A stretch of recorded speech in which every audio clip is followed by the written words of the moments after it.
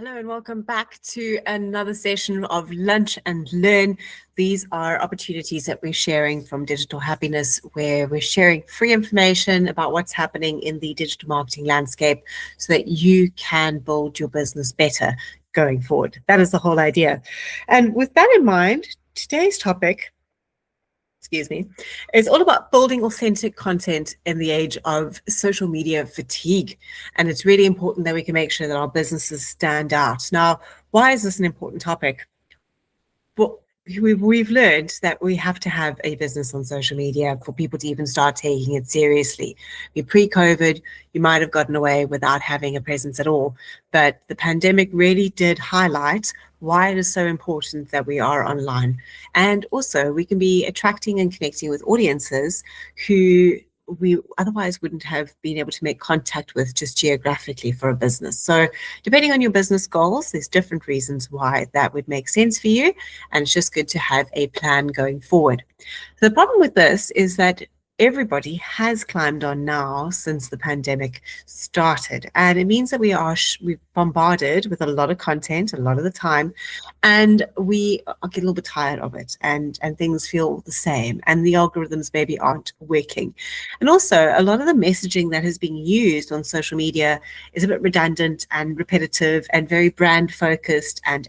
So we want to make sure that you can connect with what I want to say, connect with your audience in a way that makes sense for you. Okay, I'm going to share some techniques in this conversation today that I've recently shared with Ford South Africa, where we were able to help them increase their national sales by 6%. So there's great techniques for just your organic content that can make a big difference for your business. And if you like what you see today, I highly suggest that you consider coming to join me at the event that I'm holding on the 19th of March with Annie Olafue from Storied. We're going to be looking at growth actually in businesses, starting with her storytelling techniques, which will help you to better communicate what your business does and how it does it. And at the same time, I will be focusing on all the other techniques that we taught Ford to help them get those beautiful new sales numbers. So by the end of this lunch, you'll be able to recognize the signs of social media fatigue and why authenticity is the antidote. Okay, identify affordable ways to create genuine content without over-the-top fancy production, which can cost a lot of money. We can apply 4 to 6 strategies with real small business examples. And again, I'm going to talk a little bit about Ford. No, they're not small, but so they're not a small business, but each dealership is an individual business, and they all saw success out of this. And also focusing on building your community so that you're turning followers into advocates. And then also, we don't just want to focus on any vanity metrics at all. We want to build something that matters in a business space. So we'll look at how we can do that. So my name is Tamsin Haley. I'm the founder and the business developer at Digital Happiness. We focused on building ecosystems that work for businesses of all sizes. And these information sessions are really built to assist you. It doesn't matter what size business you are. We want to make sure that you are getting somewhere in this marketing game. So here's the reality. We are over social media. We have an addiction to it. We wake up and one of the first things we do is we tend to jump onto our phones and start scrolling, find that you've got some spare time in the day, you're on your phone, you're scrolling, you're sharing reels, you're DMing. So we spend a lot of time on these platforms, even though we actually are very fatigued by the content on them. And so this audience burned out. So, and why we're seeing it is it comes from endless optimized, branded AI slope content, which is leading to platform hopping and detoxing trends. Okay, so when people are like, oh, I haven't been online for a really long time, or oh, I took a 28-day digital detox, it's because us as businesses, we're chasing them away from the platform. Now, that's the exact opposite of what we want to do. We want to engage with them there. We want them to want to do business with us. So we need to see how we can change the way that we're doing content to enable this. And AI is also a big culprit in this. Thanks to ChatGPT, Grok, Jasper, whatever else you might be using, we are creating very generic content with no personality. It gets the message across, like, don't get me wrong, it really does get the message across, but it doesn't engage, it doesn't connect. So it's really important that we are focusing on how we can change that as well. Just some ideas of where it is. I know I'm talking about Americans, but they are the market leader when it comes to social media. So whatever we see happening in America tends to happen in South Africa later, and later in Europe. So it's like sort of America, Europe, Australasia, then us, as far as sort of impact. But 50% of Americans cut back on social media in 2025. So they might have actually just removed a couple of platforms. They could have decided that they were going to spend time on one or two platforms, and maybe even cut back on their time of spending it on online, excuse me, for that. And even more of them are planning to reduce their time in 2026. This is an active decision that people are making. So we really need to make sure that whatever we're putting out there is impactful. So we've got 32% of users experiencing fatigue, leading to stress or burnout, especially within the Gen Z and millennial space. And millennials, we hear about it quite a lot of time, that they feel like the world is shouting at them. And they think that Gen Z, who has entered the business workplace, is starting to feel it as well. It's conversations I'm having in my team with some of our Gen Z members, just trying to help them to look after their energy as best as possible, because the demands of life are pretty high. Then we've got feeds saturated with low quality AI content, aggressive ads, and same. So we're creating sort of a change blindness, which is not good. So our shift and trend here is to shift the community first platforms, longer form storytelling. Again, Annie is brilliant at what she does, and you really should be joining us for growth, actually, and human voices over polished perfection. Okay, so the more authentic we can be, the better. We are human, and that's okay. Nobody wants to be doing business with robots. We've now seen that there is a bit of a pushback from AI, and so yeah, it's just important that we look at how we can do that. So for small businesses, this is creating a nice opportunity. Big brands struggle with authenticity and also with the flexibility to change. So this is a space in the market where they could be putting out a lot of branded content, and you've got an opportunity to come in and sneak in between the gaps and make some good business. So why not grab that opportunity? So authenticity is winning in 2026 because consumers crave substance. They want to feel connection. They want depth. They want stories. They want real life events, case studies, whatever it is. They want honesty over, ooh, this is amazing. The other part of the space in digital marketing and social media in particular, which has made us a bit allergic to that, is unfortunately the influencer, because we've gotten to a point where we know that a lot of the content that they put out there has been paid for by a brand. So we're just very cautious and aware of that. So there's some serious benefits of changing your content from very sort of maybe Canva edited, graphic focused designs. There is a place for that in the marketing mix, so please don't misunderstand me. I'm not saying get rid of all of it, but using it to highlight points and focusing on building authenticity is better, because you get higher trust, loyalty, repeat business, organic advocacy, sharing is easier as well, and better algorithm favor. So the algorithm is changing to be able to serve more people to people, okay? So have a look to see that you are creating enough content which can tick those boxes. So in contrast, we've got sort of that generic versus authentic examples. We can have very overproduced ad carousels versus behind the scenes photos or videos of your team solving a bigger customer problem. So things that you can consider. I realize that my garden service has just arrived, so if there's a bit of noise in the background, I apologize. So here are some core strategies I'm going to share with you that you can take into account for creating your own authentic content. And these are built to help you do this quickly, smartly, and effectively for your business. You shouldn't be spending a whole load of time creating content. It should be something that gets done. You do a little bit of editing if you want to. You can schedule it and get it running, or who's ever running your marketing can be doing that for you. So embrace your imperfection and your humanity.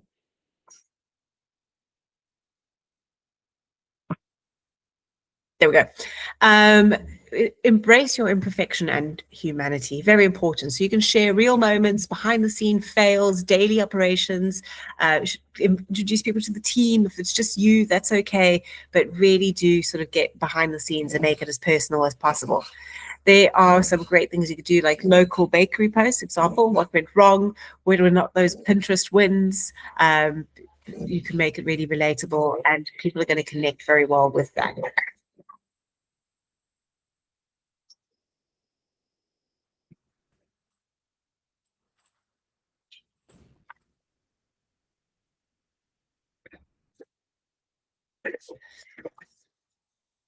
So you really can be using your phone. There's no need for pro editing. You might want to edit a little bit, take out some pieces that just don't make sense anymore, but make sure that you're making it accessible and available for people as well. So you can also focus on storytelling. So again, this is where Annie is absolutely brilliant. If you're struggling with this, come and join us on the 19th of March at the Kelvin Grove in Cape Town. It's going to be a really good workshop. But you need to move beyond short form with this and mix in some longer posts. Tell some stories, give it some depth, give it some facts and information if you have to. But look at your newsletters, look at maybe a series of videos. There are lots of different things that you can do to get a message across, and loads of different ways that you can deliver this to people as well. So a trend here, so that you can be aware of, is that audiences are hungry for essays, podcasts, and candid videos as well. I don't know if you've noticed, but if you're on Instagram, the captions are just getting longer and longer and longer and longer. So that is something that we need to just take into account. So then we've also got our community first content. What does this mean? It means that we're building two-way engagement. If you've just been putting up posts and not asking for people to respond back to you, or that they're not connecting back with you and leaving comments or DMs, that's where you can have a bit of a shift in your content. So if you want to start that shift, do things like ask questions, run some polls. You can also feature some user stories, get your customers to send you some videos or some feedback, or even that WhatsApp that they sent, which was telling you about how amazing your service was. That is all great content that you can use. You can also even create some private groups. So like this, for example, I take this recording and I share it onto my Market Your Business Better group on Facebook. And that's the only community that gets access to this. You've got to join the community to be able to see all of these recordings. It's that simple. So some tools here: Facebook groups, Instagram, close friends, and things like Discord or niche communities as well, if that makes sense for your audience. So something just to keep in mind. So leveraging user-generated and co-created content is brilliant. What we did with Ford is we went a step further and used employee-generated content, which is an up-and-coming trend.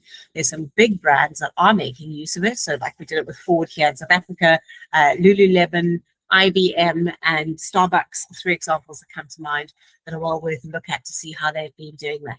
And I mean, I just said IBM. Yes, the tech space, making very effective use of their employees climbing onto the internet and giving advice. So if they can do it with a difficult product, so can you.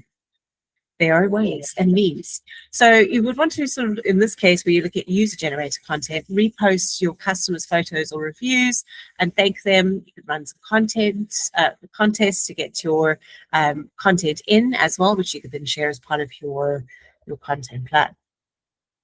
So you also get the opportunity to show your values and real challenges that you're experiencing day to day in business. So you get an opportunity to be transparent about your ethics, your struggles, the local impact that you're making, your social responsibility project. Like, why not tell people about that? Tell people how you give back to the community and where you're trying to make other people's lives better. At the end of the day, businesses are here to drive community. So that is something we can bring into our mix as well. And you can avoid over-polished, reward honesty on platforms, especially like TikTok. If you do this, I'll do that. It's a little bit too inauthentic, but there are other things that you can do. Spend a bit of time thinking about your content mix. Now, what do I mean about that? Step one, what are stills and what are videos? Bring in more videos into your mix, but you've also got to take that a step further now and have a think about, well, what's going into my news feed? What reel is this going to be? Is this a story? And then bring that into what it is that you're doing. So we need to do that so that we're purposefully avoiding fatigue, okay? And touching people or connecting with people in places where they might not have expected to see us or we haven't been using can also help us connect with other audiences.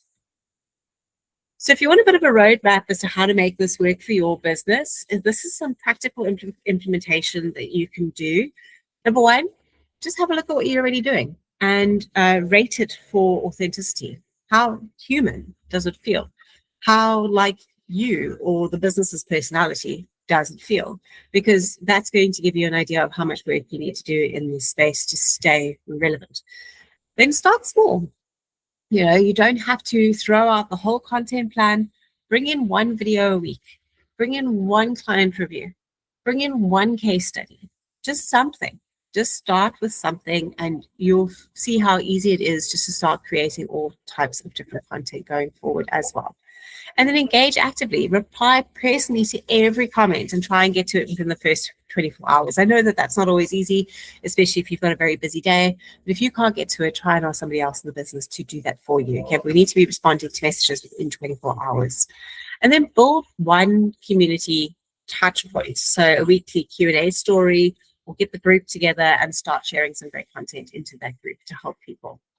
Step 5, track and iterate. So focus on what you are actually going to be measuring.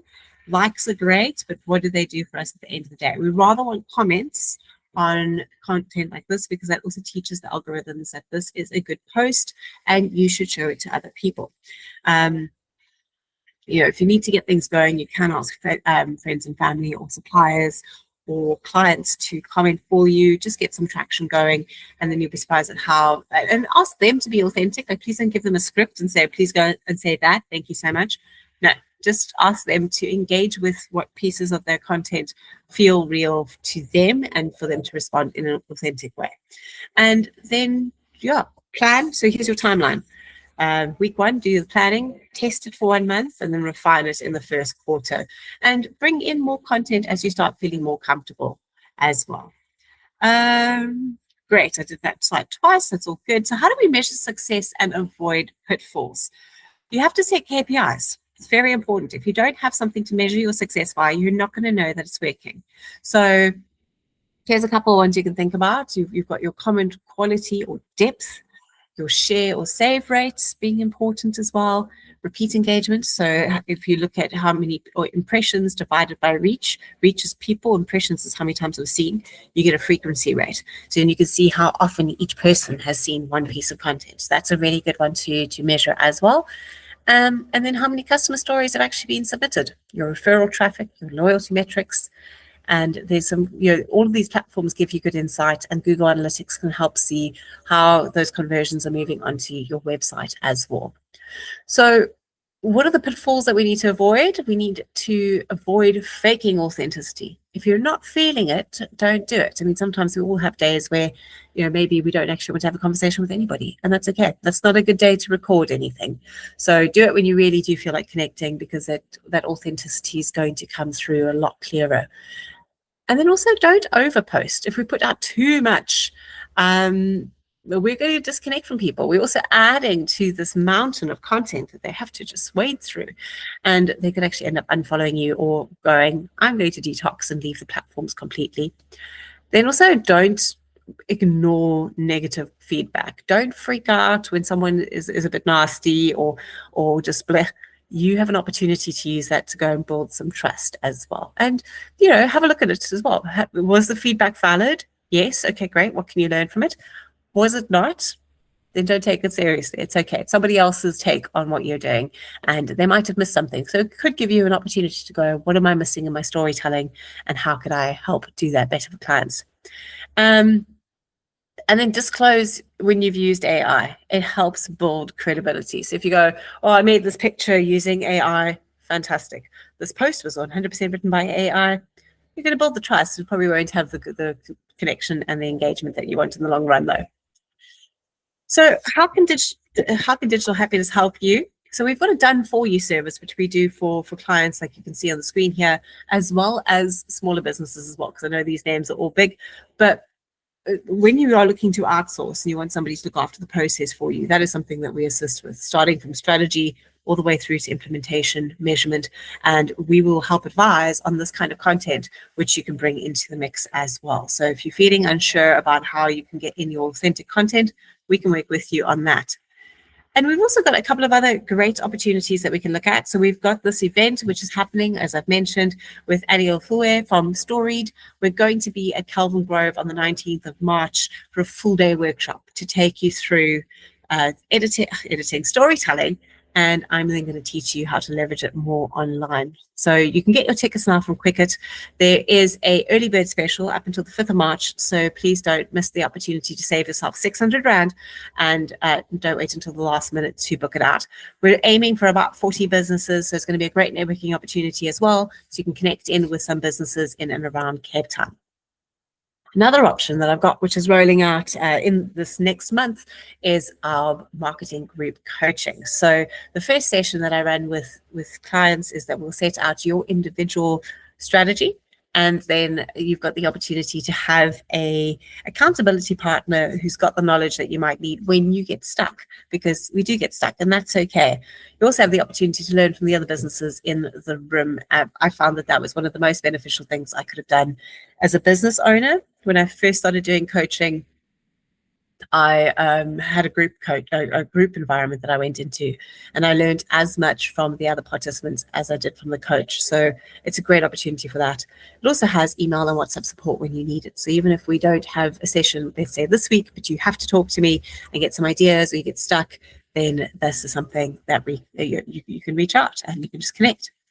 So thank you so much for your time. As always, there are some questions which are we going to have now. So anything that you're stuck with in your marketing and that you need good advice on, you can let me know and we can have a chat through it.